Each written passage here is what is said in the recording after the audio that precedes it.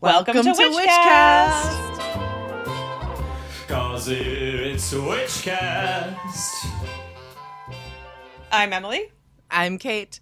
And we're your co-hosts of this, the Witchcast podcast. That's right. We're your learning, growing, ever-evolving novice witches here to explore everything under the woo-woo, esoteric, spiritual umbrella. And what a beautiful umbrella it is. And today we have a very special guest. She is a vocal alchemist, medium, and modern mystic. Please welcome Laura Carbone. Hello. Thank you so much Thank you so much for being Emily here. and Kate and everyone listening to the Witchcast podcast. This is so exciting. I'm so happy to be able to speak to you and have a conversation with you today. We're thrilled to have you here, Laura. Yes. And you're coming to us all the way from Berlin, is that right? All the way from Berlin. Yes. Wow. Modern technology. What a model. It feels so special because I really like New York. I had the pleasure of visiting the city a couple of times, and it's always been like very enhancing. And I have to think on the quartzes that are underneath your structure of the city. So I want to invite them into our conversation as well to amplify the wisdom we're all going to share. Oh, I love that. I love that. What a beautiful way to think of New York. We're a little jaded over here. But I love that so much. We're so excited and so happy to have you. You are a woman of many talents, many gifts. But I love the title Sound Alchemist. That is what a stirring title that is. But before we dive into all of that and sound healing and all the beautiful music and magic that you create with sound, I wanted to know a bit more about you as a person and your background and your journey to where you are today. So where did you start out and how did you end up practicing what you practice now? Well, my journey has been quite a journey, a very cyclic journey, a heroine's journey, to be honest, where I often thought, oh, that's it.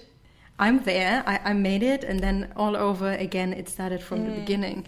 So I grew up in a very, very small town in the south of Germany, surrounded by the forest, very ethereal. And I had the pleasure of growing up with nature, which was fantastic.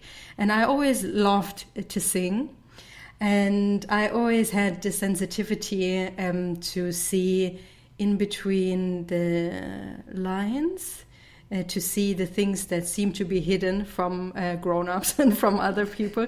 So they were really present to me as a kid. But I mean, you for sure know these stories. When you grow up, you tend to neglect those talents. You're going to push them down and focus on the linear growth. And I did that as well. And so I studied international economics. Which which is a wow thing, but actually it makes a lot of sense as I'm self-employed or have been self-employed for a long time. So it kind of makes sense learning capitalist structures and then realizing that doesn't work for me, but realizing this is the system that we're currently facing. Yeah. At some point I realized that this is not what fills my heart, and I took the leap of faith and jumped into the career of being a full-time musician and singer. And that was really crazy. That was a dream coming true. I moved to Berlin at some point and had the most incredible band, and we had a lot of tours through the States. This is how I came to New York and found my second home back then, Los Angeles. And I was living my teenage dream, and then the pandemic happened. And reminded me on other facts that are important in life, like health, and also reminded me on the fact that I again was kind of neglecting huge parts of myself, and they really screamed to become forward, become present, and to be really trained and receive education and space. So I would stop limiting myself, being the female singer with a band that lives the dream, and opening up to the woman or to the human that I am, with way more facets and way more gifts and reality and authenticity that drives my being and wants to express itself through my voice and sound. That's so cool. I mean, what an amazing journey. Amazing. I mean, from economics to witchcraft is, I think living authentically is such a dream and so difficult for a lot of people to find that courage to do so, right? I would love to hear a bit more about your gifts. So you said even from a young child, you love to sing and you were able to kind of you were able to see between the lines, I think is how you worded it, which I love that. Or, can you talk a little bit more about those gifts and then how that, fell into sound healing? Yeah. So I guess people would say that I was a creative child with a lot of imagination. So to me, it was very natural to see things that are not there in a materialized reality, but they were present in my inner eye, and I would create songs out of it. I would use my dreams and sing them out in the morning. I have a very vivid memory. Maybe I was 5 or 6, and I woke up in the morning and sang about the dream and could drag out the time of going to kindergarten a little bit, which was great. But I also remember spending a lot of time in nature and coming in contact with nature spirits. Now I have the language of what I encountered there, but to me it was not, I didn't need a name, and it was all about the experience. I was also drawn to ceremony a lot. And I grew up in a Protestant way, in a church belief system. Right. And I was always fascinated by churches, holy spaces. I mean, spaces where people come together to open their heart in prayer, to facilitate ceremony and to sing together. And to me, you can hear it in my voice how touched I am speaking about those places. And again, to me, it's not assigned to a specific religion. To me, it's people coming together to choose to open their heart and going into prayer and singing together.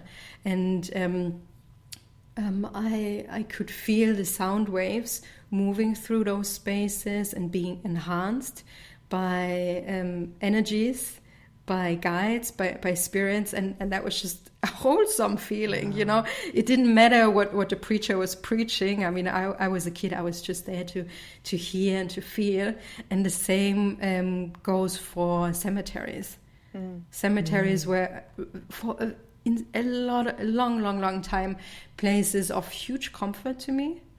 I would go there also as a grown up to reconnect with myself and also reconnect with those intangible parts, with spirits that I knew that were there, but I didn't have the language, I didn't have the tools, I didn't have the skill sets, but I knew in those spaces I was not alone, and I was with spirits that, and it felt supportive, I felt seen in a way. Right.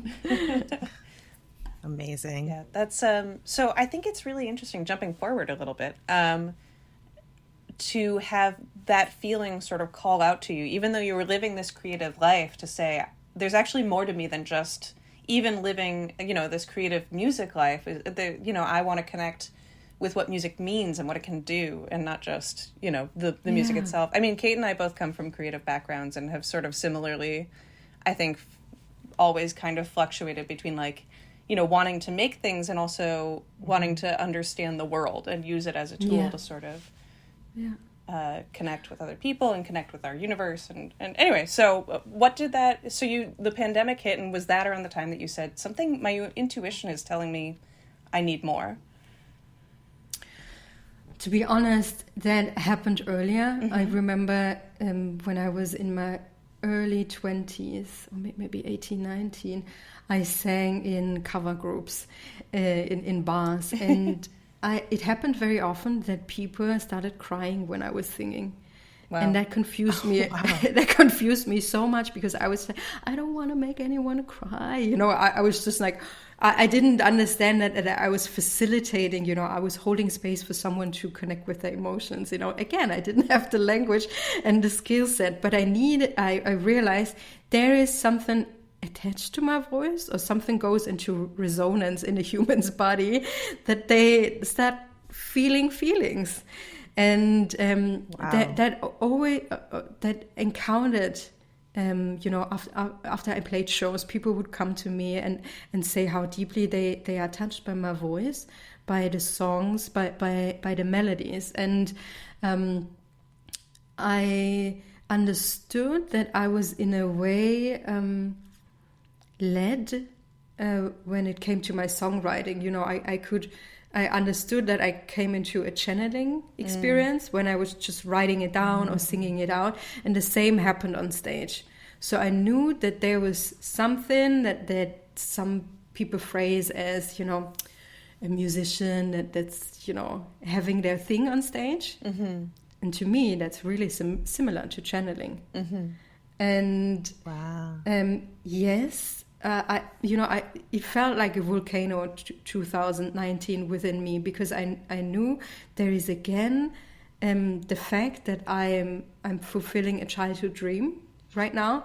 I'm living the life that so many people want to live, and at the same time, I'm not feeling healthy and I'm not feeling safe.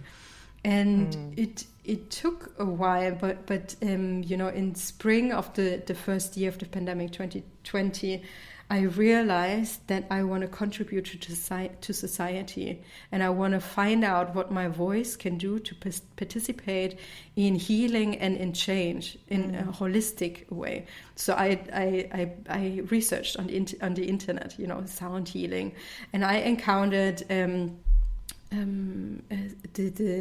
sound bowls in Joshua Tree, I think 2017, and that was a mind-blowing experience, and I sensed that this could be interesting for me. But you know, my mind was just like, we want to know some facts, and also, you know, what's the deal if I go into such an investment, and I'm not only speaking financially but, you know, energetically. Yeah.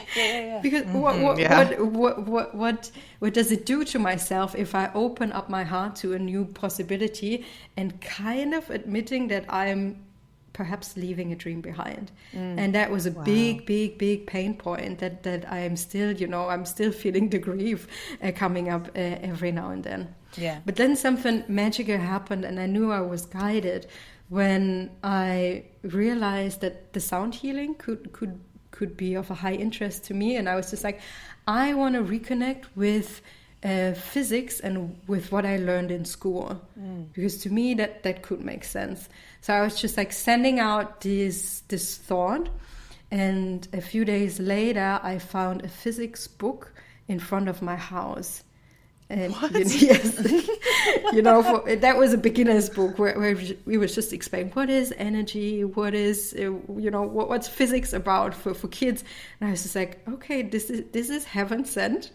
Yeah, that's incredible. And this is my pandemic read, or you know, my pandemic education. And I was reading through it. I haven't read a school book that fast, and realized that I want to sign up in a sound healing educational program, which was also just a couple of streets next to my house. Wow. Which was important in pandemic times. Yeah, right? Yes. It was, you were meant to, that was all meant to happen. Yes, incredible. I think so too. Wow. Yeah. Wow. So now, okay, so you found all this, and now you are practicing in this like sound magic world. I guess first of all, what do you do now? And what was your journey from that moment, from that physics book, to like where you are now in terms of you teach workshops? I know that you perform. Did you take classes? Like, did you end up taking a lot of classes? Did you find your own way? You know, tell us a little bit about your practice. It's gonna be long. That's okay. Interrupt me if you have questions.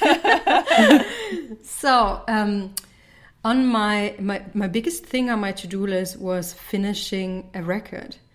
that I was still crafting in 2020. And my band and I, we were meant to go into a studio space in that spring 2020 to finish that record.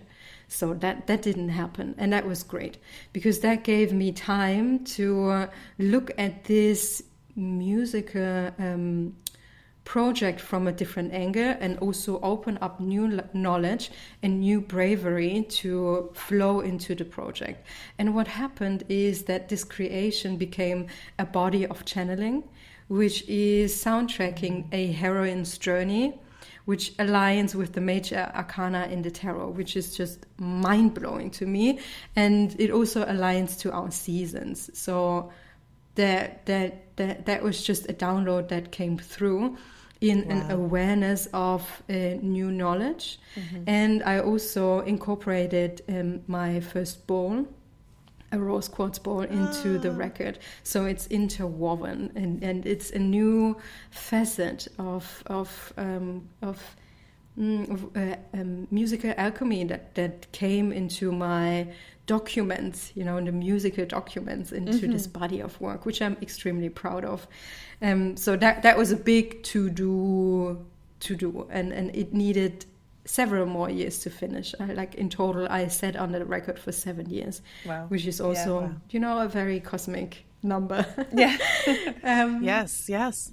But going back to what I did behind the scenes, was researching more and more in terms of mysticism, symbolism, and the tarot. Also finding cues. I've always been interested in these themes and have incorporated wisdom into my previous records, again, without knowing the true symbolism of what my words were saying. These were also channelings. And what really warmed my heart was finding out that I have a very intense connection to the tarot. I'm half Sicilian. My dad comes from Sicily, and there is a card game that is, I say it very lovingly, it's a cousin of the tarot. Yeah, that's right. And we always played Scoopa when I was a kid, so I already knew the elements and the meanings of it. And when I dared to grab the tarot deck, everything was so clear to me. With that came another task, which was looking at my own fear of why am I so scared of working with this talent. And there was a lot to debunk. Again, my dad is from Sicily, so Catholic belief has been highly attached to my being, even without me knowing it. Yeah. And even the Protestant faith, I also needed to debunk this and really needed to separate myself from this belief system. Right. As this would not allow a woman or another person than a cis white man to be the channel for divine wisdom and to see the holiness within. Yes. And this was a huge to do, and I had amazing support from other mediums supporting me here, but also traditional psychology. I signed up for therapy because at some point I realized that what I have been learning and what I have rediscovering about myself somehow doesn't align with going back to where I was before the pandemic. Yes. And now, I say this with so much love for myself. It's still mind-blowing that you need to go to a counselor to talk this through and that someone hears you and gives you the approval of not being crazy, of not wanting to go back and wanting a healthier lifestyle to be able to show more of your authenticity. Yeah. Well, I think the official position of this podcast is everyone should be in therapy. Just a little bit. Very pro therapy. Very pro therapy. Oh my God. Yes. Yeah, and maybe it was 2021. I signed up to a mediumship academy because I felt like I needed tools. I need the strategy, and it was so wholesome in my first session.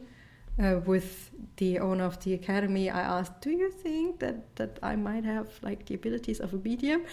And I remember her, going into conversation with, my spirit guide, and then looking at me and just saying, you didn't get it. You've been doing it all the time through your music and your voice, but you just didn't get it. And that was, I felt so seen, Yeah. that these were the moments when it shifted from me thinking that I'm crazy to me realizing I'm not crazy. But other people then thinking I was crazy when I became public and being like, hey, I'm a medium and I can do some things and I would love to help you. And now to conclude all this journey, I took over the teaching module for the tarot in this academy. So I'm teaching people the tarot. Wow. And I'm part of an institute that mediums founded together, where we go into research in terms of healing and ceremony, which is so cool. That's rad. It's so beautiful. Yeah. What a journey. And I think I love that you speak about the emotional and psychological journey that you've gone through, as well as the physical. I really feel like that will resonate with so many people listening. I know it resonates probably with both Emily and myself. That fear of breaking free of like societal norms or expectations, your family's expectations and obligations of what you think you should be doing, or what you thought your dream even was, maybe when you were younger, and how does that change? And then that grief you mentioned earlier, I love the way that you worded that. And then ironically, how like, I feel like there's a lot of people whose spirit guides are probably screaming in the corner, like, why are you not, like, we're trying to tell you, you're not listening, and pulling their hair out.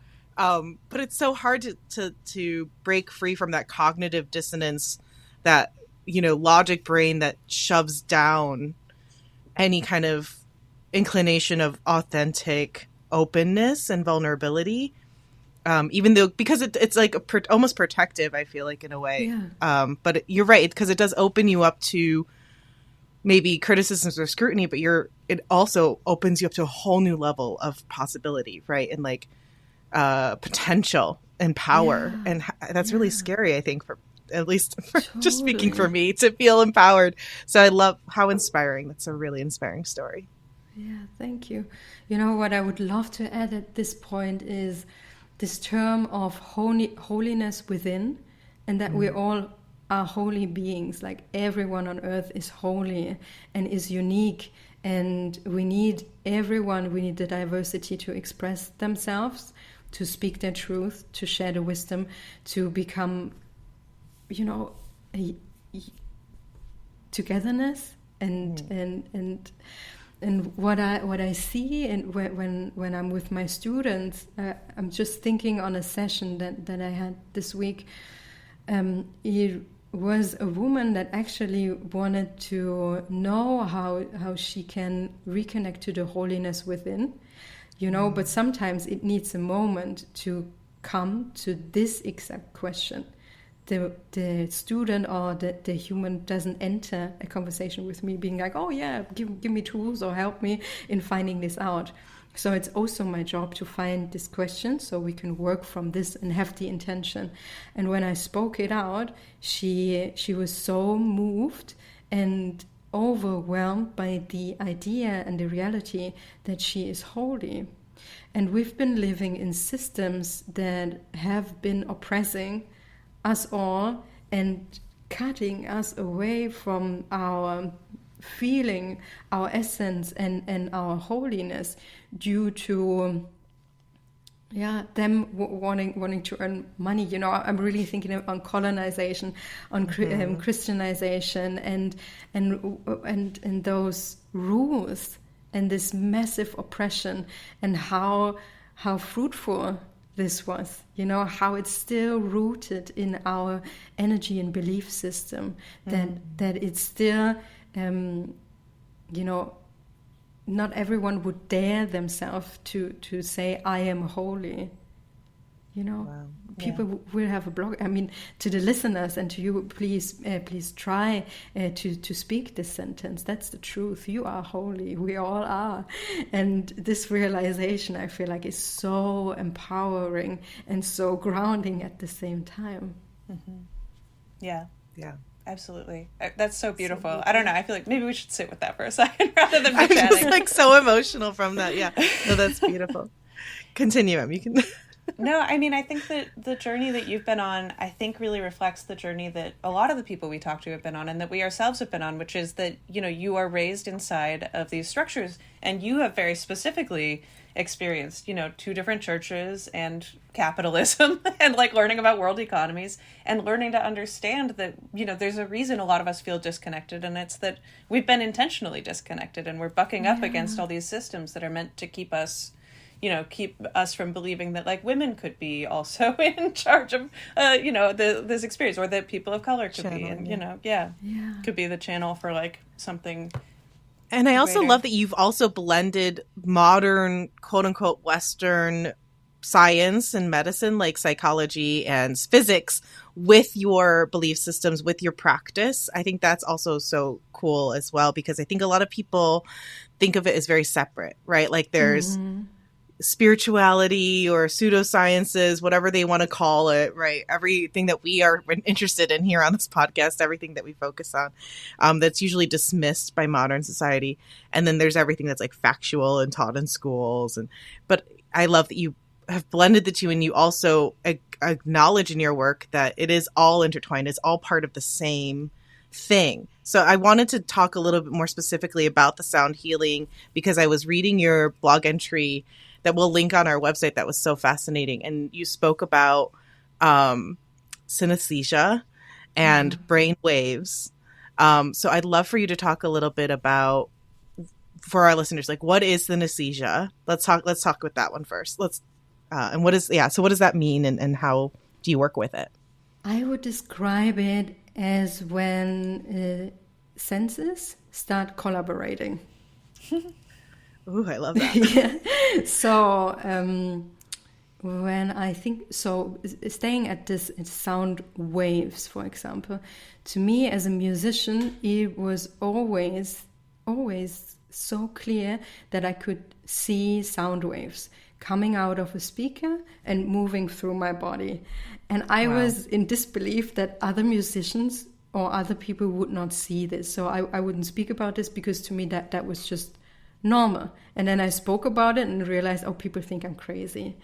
But this maybe if you're tuning in, there can be the aspects, and I'm really sure that everyone has their little note on synesthesia. For example, another thing that I'm having when I think of, when I'm planning, when I look into my calendar, when I think of monthly, I see a monthly calendar, you know, that you would hang on the wall.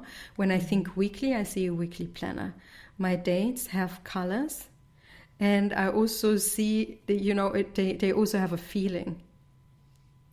You know, Yes, a Friday is sensual. It's a Venus day, but still, it's a big rosé and black. When I think of a Friday, it has a very sensual touch. A Monday is dark blue to me, and you know, a midnight blue. It's assigned to the moon, so you know, you wouldn't see me starting the week on a Monday. It's not gonna happen. I think we all should follow that. I like that. Yeah, I mean, the Monday is for the moon. Come on, that's why we're all so moody. Yeah, and also when I think on color, on numbers, they also have colors for me. So I really invite you listening to think about things that seem really normal to you, and that can be seen as a collaboration of your senses. You know, to some people, maybe a Tuesday has a taste. Or you hear a song you hear a song and the song feels sweet. And we even have so many expressions that when you read a sentence and you staying with taste, ooh, that has a taste. Or you're like, ooh, that's got a vibe. you know? So to me, it's a collaboration of senses, and it's really fun to explore and to incorporate this into your creativity and into your being and sharing it with other people, because you might be surprised how many other people have the same experience, or maybe they have another color code for the days and can describe why it's that way. So, you know, there is no universal truth to synesthesia. But with sound waves, this was absolutely clear to me. Wow. Wow, that's so cool. And what was the other question? Oh, I wanted to talk about brainwaves as well, but I don't know, Em, if you had any other questions about synesthesia before we go into brainwaves. Please. But I love synesthesia. Real quick on that, I feel like the only synesthesia that I'm really aware of within myself is that I can sometimes, like, music holds memories for me. So if I think this is common for a lot of people, if I hear a specific song, it will transport me to that time and place, to the point where almost sometimes I can even smell and like feel the feeling of what it felt like to be in that moment. It's a little like time traveling. And so I sometimes don't even listen to, like, I try to preserve that. Like, I try not to listen to that music so I can purposely use it as a time travel device. But I think I love the days of the week because I feel like that's such a common corporate, Emily and I both have day jobs in corporate America, and that's such a common like corporate small talk thing of like, oh, it feels like a Thursday, doesn't it? It doesn't feel like a Tuesday. And it's so funny that we back to your earlier points of, we unknowingly, I think, tap in to different abilities outside of the materialist world without even realizing it. We say things in our day-to-day life, but if you were to dig a little deeper, you'd be like, oh, why does it feel like a Thursday? Like, what does Thursday feel like to you? That's so fascinating. Yeah.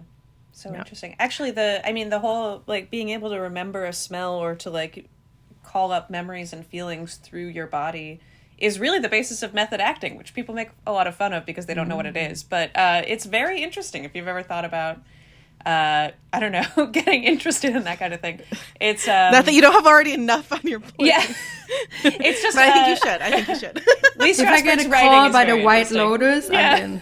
Yeah, there you go. Season 4. Yeah, White Lotus, Black Forest for the next season.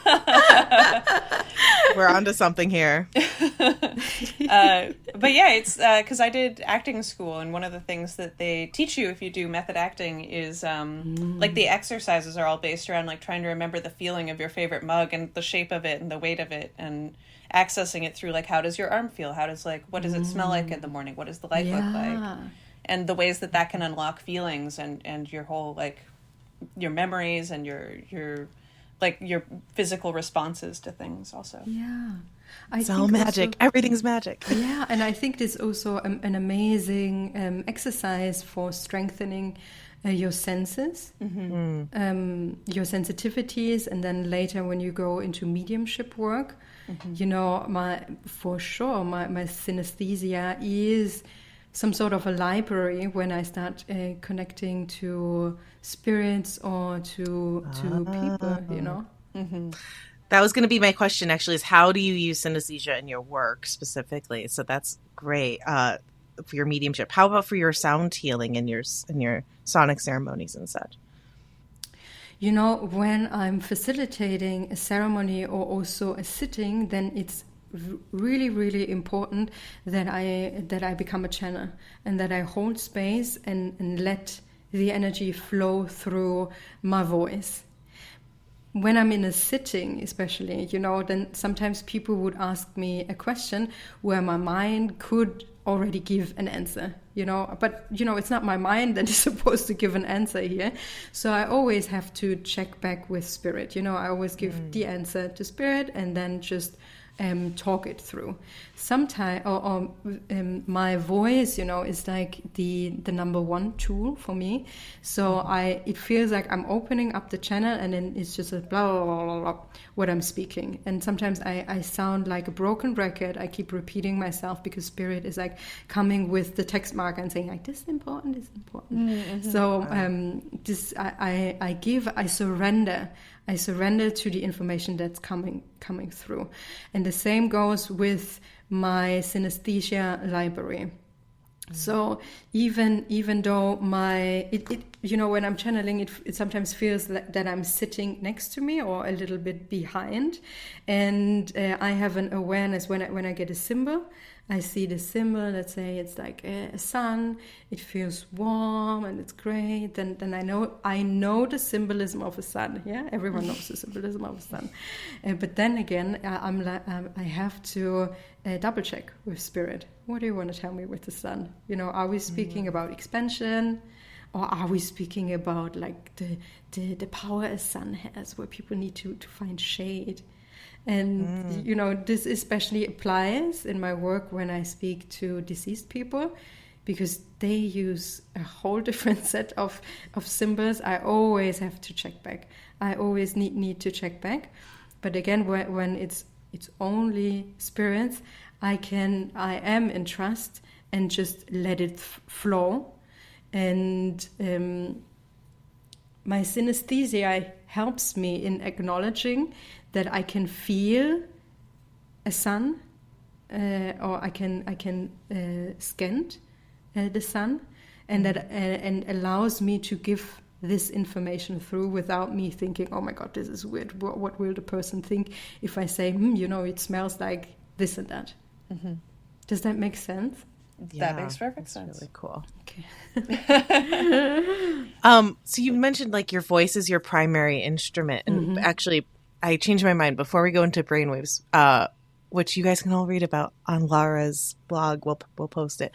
But you also use, I know, crystal bowls, and you do sound baths. Like, can you talk a bit about your instruments and how you use them, and how does voice differ from your other instruments in your toolkit? Yeah. My pleasure. So when I facilitate sonic ceremonies, I work with crystalline sound bowls and my voice, first and foremost. But I also work with the room that I'm in and the ground, and also the spirits that are in the room or guiding the room. And I also work with each participant energy when they're coming in. So truth is, this is an orchestra that is playing and vibing all together. Hearable might be my voice, the sound bowls, and the room, because a room always gives some sort of reverb or a room sound. And most of the time I work with a clear intention that very often is aligned to what's going on in the cosmos, what kind of moon phase we're in, what kind of seasons we're in. But at the same time, I also receive information from the spirit world about the weekly energy. That's like work we do in the academy, in the mediumship academy, to do those forecasts. So I'm kind of feeling what the topic is. And so cool. Then I consciously connect with the energies of the group and guide them in a meditation to ground them, to really so they are rooted in the place, and to build a whole channel in the room. So the energy can not only flow through my voice, but also, through each participant. And yeah, that's the magic side that I'm doing. And again, it's me opening my vocal cords, so to say, and my arms, and being in just being in service of what wants to come through. And that's so funny sometimes to me as a singer. Today I had a session with a client via Zoom, and it was about integration. That was the topic that was given to me. So I held space for her and was called to sing, to open my vocal channel. And the melody and the sounds that came through wouldn't be my go-to as a singer. It's not the Eurocentric sound, where we're all taught like this is the beat and this is the melody. This works differently. And it fascinates me that my brain then sometimes still comes in and it's like, oh my God, that's a nasty sound, or what an interesting melody pattern it Right. arises. But I can 100% assign that this is not coming from my creative end. I'm letting it flow. I'm surrendering, and I'm amazed about what's coming out, and then receiving the feedback of clients, maybe in a one-on-one or again in a sonic ceremony. Wow. So cool. Yeah, that rocks. I actually just went to my very first sound bath ever, like the other week.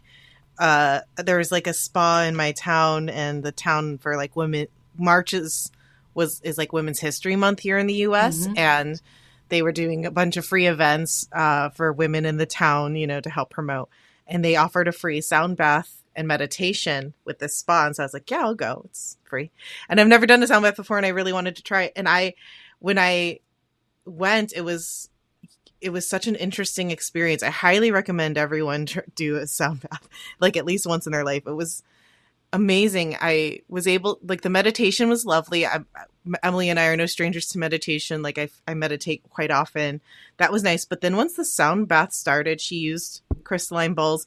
It was almost it was weird. I felt like I was getting visions and images and messages, like stuff was coming through, and I wasn't really sure what it was about. It almost felt kind of tense in a way, because I think like I wasn't expecting, I thought it was going to be relaxing, but instead it felt like almost uncomfortable. Like, but then when it finished, I felt like I had been like flushed clean. I felt like my whole body and mind was just like empty and like open and like light.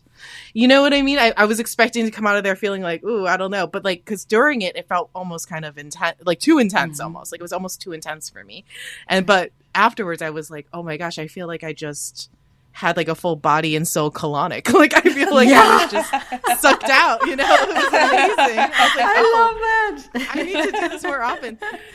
Like, so what should your clients expect when they do a sitting with you or a sonic ceremony? And can you actually tell us a bit, like, what is a sonic ceremony versus like a sound bath versus like a sitting? How, you know, what does that mean? And what should they expect when they work with you? A sonic ceremony is my signature offer, as it combines my craft as a medium and a singer with these instruments. And a ceremony has specific parts, you know, starting with me, you know, getting in contact with the room, cleaning the room, you know, all the preparation work, and working with an intention, and then really facilitating a mediumship experience with sound. And this is, to me, the special part of it, because I'm not just washing sound all over people, and I don't want to, you know, it's not bad or good, you know, everything has its place. It's just my way of facilitating such an event or such an experience. And the ceremonial part to me is like really important, you know, also having an invocation and then guiding people, then really having room to fly, where everyone can go into the experience, but then bringing everyone back on the ground together, and having an outro, you know, also ending the ceremony. And this is just what I do, and what makes me feel comfortable in holding safe spaces. And, you know, maybe other sound healers do a similar thing in their sound baths, but just don't name it that way. To me, it also aligns with the transparency I wanna give with the work that I'm doing, so people could kind of know what I'm doing. At the same time, these experiences are highly individual, so I cannot promise any outcome. What I can promise is a sound experience that is held by a medium that cares and that wants to facilitate a safe space and works for the highest good of all. And that's important to me. And I always work with the earth. That's also something extremely important to me, because I feel like it's so easy these days, to go into love and light and just go into the universe and, everything is nice. And I understand. But at the same time, to me, these rooting experiences and also connecting with Mother Earth in these experiences is what we need as humans moving forward. So this is what happens in a sonic ceremony. And very often afterwards, I invite people to pull an oracle card where the question is, again, aligned with the intention of the ceremony, and I help them interpret this card. So I feel like they're in a blanket when they walk out of the experience, even when they're a little bit still spaced out. That can happen. Yeah. And sorry, go ahead. Yeah. No. I was going to topics. ask. So I watched what I believe was one of your sonic ceremonies on your Instagram. Is that? Yeah. Is that what? So it was like a public performance in Berlin from maybe a year ago or less than a year ago, exactly. Yeah. That was amazing. And if people are like, I can't picture what this is, it's a really great way to kind of get a sense of what it is you do. Yeah, this was a really, really special sonic ceremony, as it was also the celebration of the album launch, the album I spoke about earlier, the Psyche. So we did this in a bigger space, and it was a set.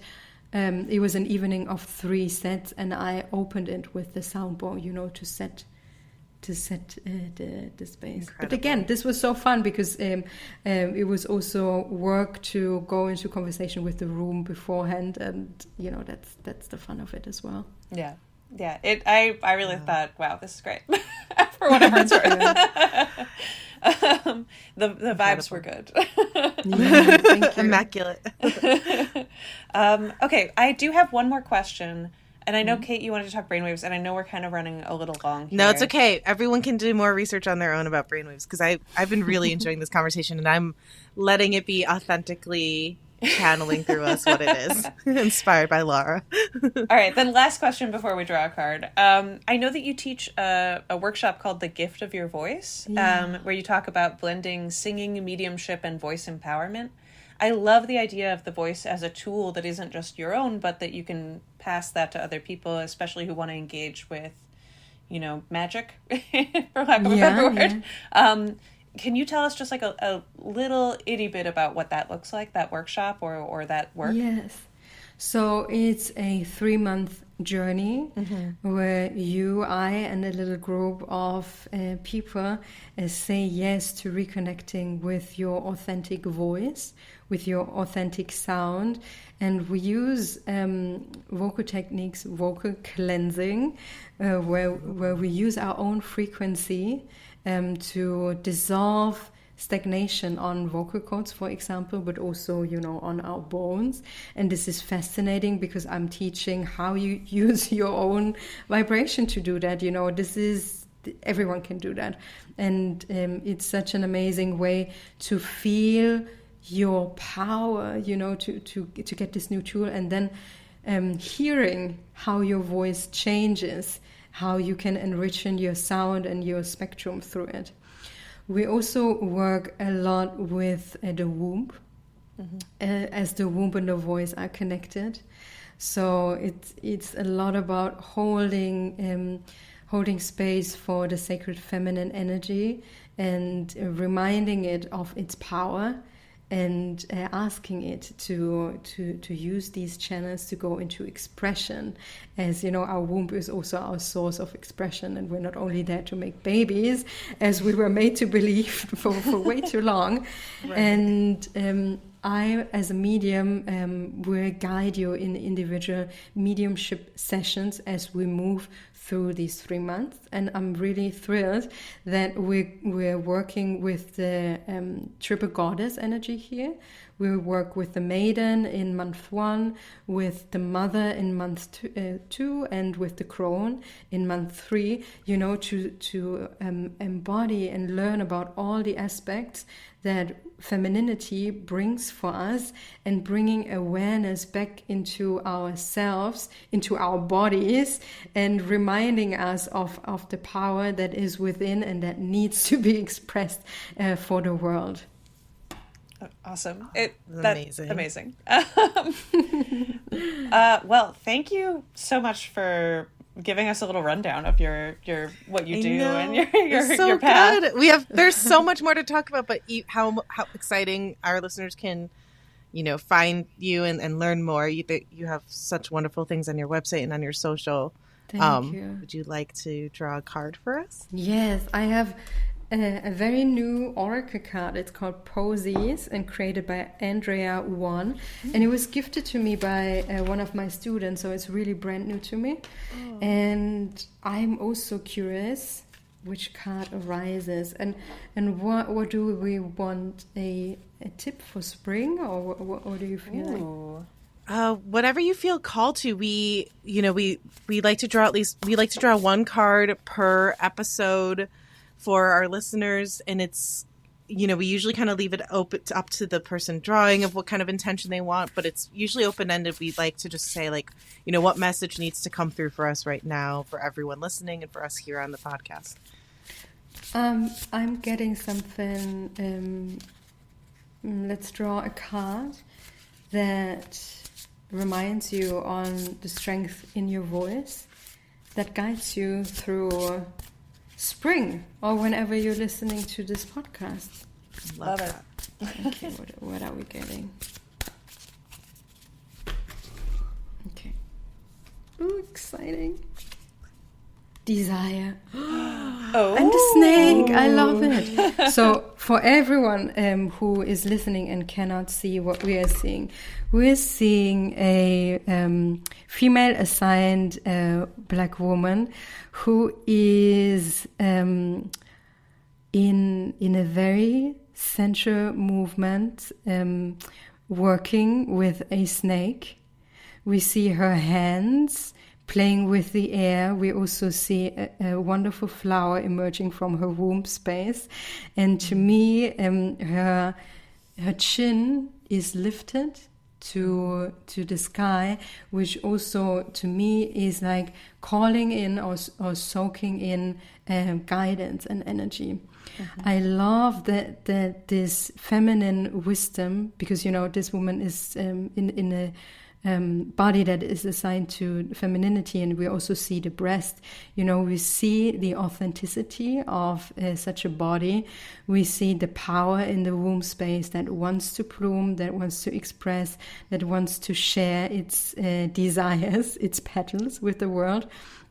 And I love the symbolism of the snake, because feel into the symbolism of the snake and what a snake represents to you. A snake is a very, very old feminine symbolism. We are in the year of the snake. Mm-hmm. A snake, just as we can go into transformation, shed their skin, grow into a new body, and is also a source of wisdom. I have to think of the mysticism or the story of Lilith. In the Bible. Maybe you've heard of her, and it's been said that Lilith comes back to, she was the first wife to Adam, but she wasn't okay with the rules in paradise, so she left, but at some point she came back as a snake to help a sister out in sharing the knowledge about the wisdom that is in the apple if she dares to eat it. So back to our question, we wanted to have a why or an inspiration in how and why we want to express our authentic voice with the world and within the spring energy. The card is called Desire, and I feel like this is such a long, nourished desire that has been flowing through our lineage, and that is meant to be spoken out by us for as long as we can, for everyone who has not a voice. We need to express this desire in our most authentic way, so people can say, how does she dare? We dare. I love that. Yeah. That's Yeah. very I love it. necessary message, I think, right now. Yeah. Thank you so much. Thank Amazing. you so much, and thank you to the deck for this really Yeah, beautiful thank you, deck. art. Thank Will you you, take a the photo universe. of that card for I us and we'll will. post it on our Instagram? I will. Amazing. I also wanted to share that when you go to Poesis-Oracle.com, you can type in desire, and there is a poetry assigned to each card by Megan King. So I'm curious what Megan King channeled to be the poetry of this card. Oh, I love that. Oh, yeah. So how can people find you? How can people work with you? Give us all your links, all of your handles. So I'd be honored to welcome you in my newsletter. As to me, this is the future. The Good Old Newsletter is the future in our zeitgeist. And I hope you can provide the listeners with a link in your captions. Everyone who chooses to sign up will be gifted with a sound healing called North Node, so they can listen to the work, and will be introduced to more of my work coming up. I'm still on Instagram. You find me at Laura Carbone. And this, And we will, I guess we'll link it. Yeah. We'll have you tagged on our Instagram. Yes, my website is thecosmicdreaming.com. Yes. You can work with me in multiple ways. I'm also offering mediumship consultations, which is 45 minutes together, where I channel clarity for you and inspiration, and you can come in with any question. Most of the time I'm using the tarot, just because I love working with the tarot, and I'm very much looking forward holding space for you. Incredible. Yes, well, we'll definitely link to everything on our website, as well as tag you on our Instagram.